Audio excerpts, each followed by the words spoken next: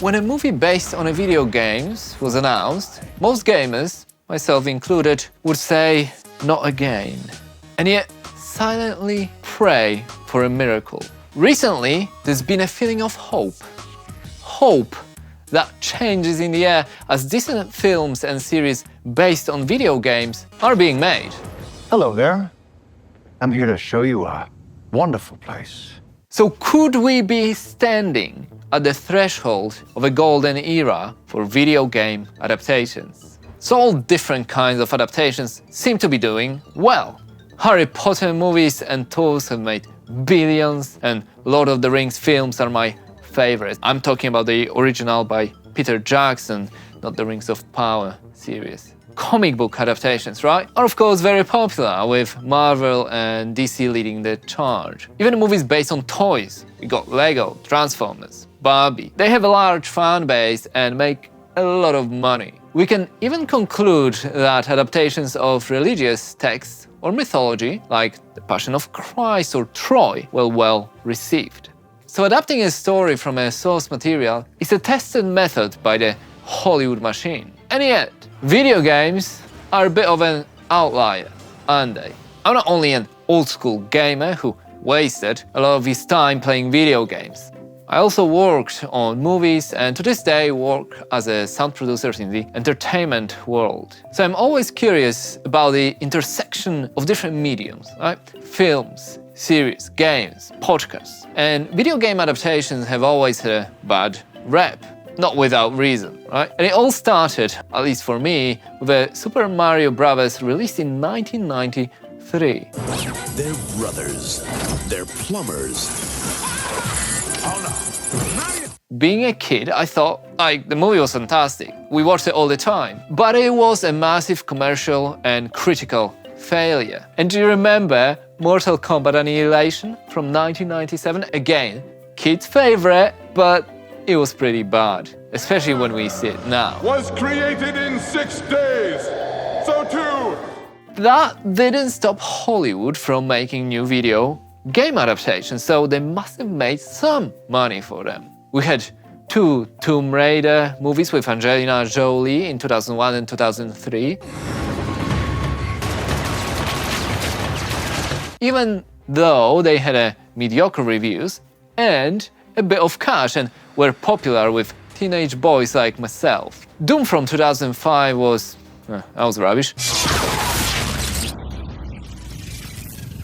Hitman and the sequel were not good.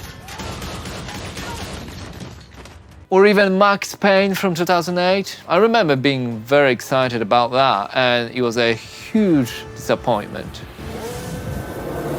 But things started slowly getting better. Prince of Persia: The Sands of Time with Jake Gyllenhaal was released in 2010, and that wasn't that bad. It was entertaining enough for the audience. But it was the 2010s when we saw a change and studios putting more money into films and series. Mixed results, but better than in the past. Okay, 2014 Need for Speed with Aaron Paul wasn't that great. And I did some work on that movie. I was doing some mixes prep. However, the Tomb Raider reboot with Alicia Vikander from 2018 was alright. And it's a shame they didn't do a sequel. Lara Croft. Castlevania from 2017 earned praise for its animation, themes, characters, voice acting, action and writing, Even Pokemon Detective Pikachu made a good amount of cash and got a decent reception. It's not all had been great, yeah? Assassin's Creed with Michael Fassbender, that was kind of disappointing. Warcraft, it was same year, 2016. That failed to break even and had mediocre reviews.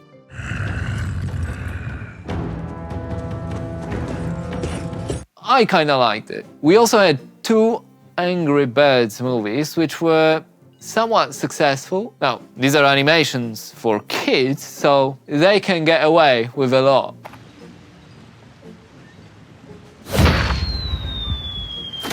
And is it really a video game adaptation? I'll argue not. A huge moneymaker was Resident Evil series with Mila Jovovich, panned by critics but found their audience. When it starts getting interesting though, is the latest decade, the 2020s. Because, gaming is everywhere. And the industry, for better or worse, became massive. With it came some excellent adaptations.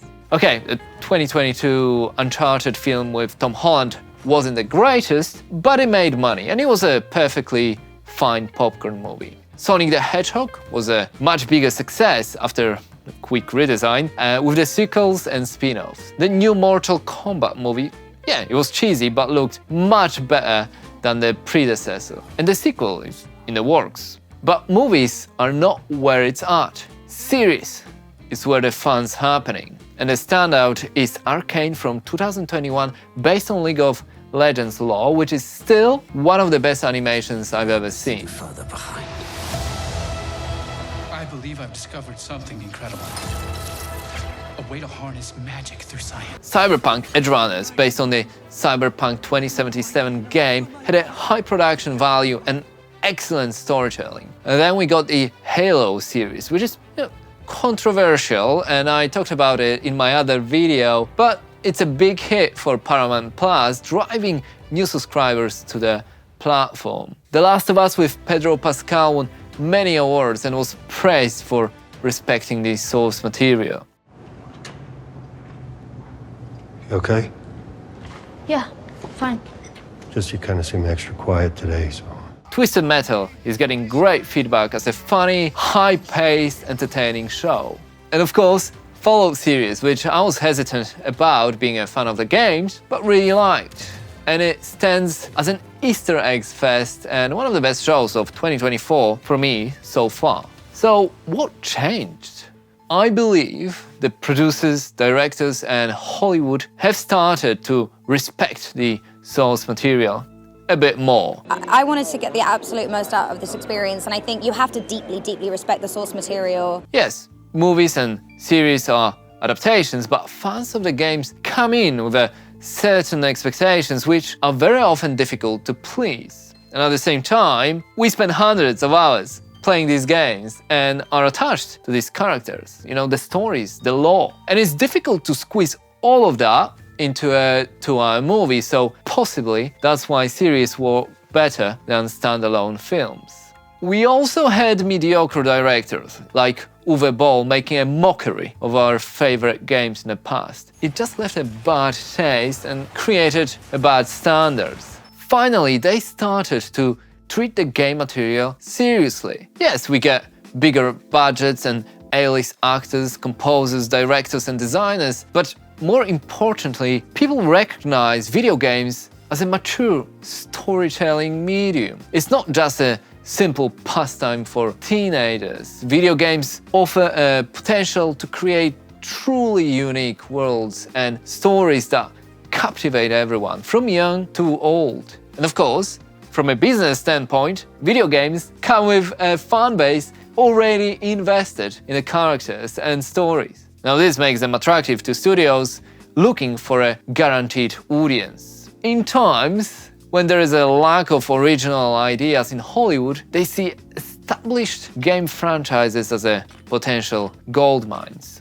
And not to mention that streaming services need constant new content, and video game adaptations offer a fresh take on established properties. But still, it's all about getting people passionate about the game to make these adaptations, so we avoid situations where the films and series are made by people who don't understand games. And the best way is to collaborate between game creators and the studios, staying true to the spirit of the stories. I made a few videos about games versus movies, and it's always about respecting the materials. It's about Easter eggs and connecting shows through the elements of the games. Even if we look at how sound can be cleverly used, we can take original voice actors and use them as cameos, like in Uncharted. Whoa, what the hell happened to you two?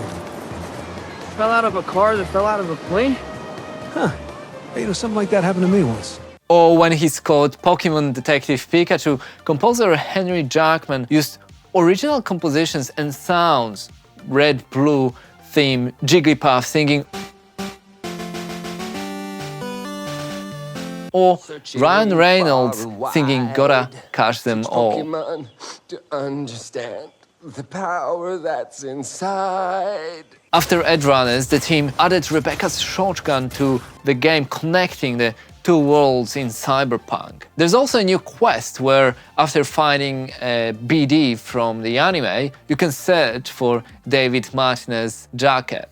I found it, I thought it was pretty cool. Halo's score improved in Season 2 with Bear McCreary writing themes more aligned with the game style. And, Jen Taylor voicing Cortana in the games and in the series. Oh, I'm the strangest thing you've seen all day? Why have you prevented me from achieving my directive? In The Last of Us, clickers are an instant reminder of the game.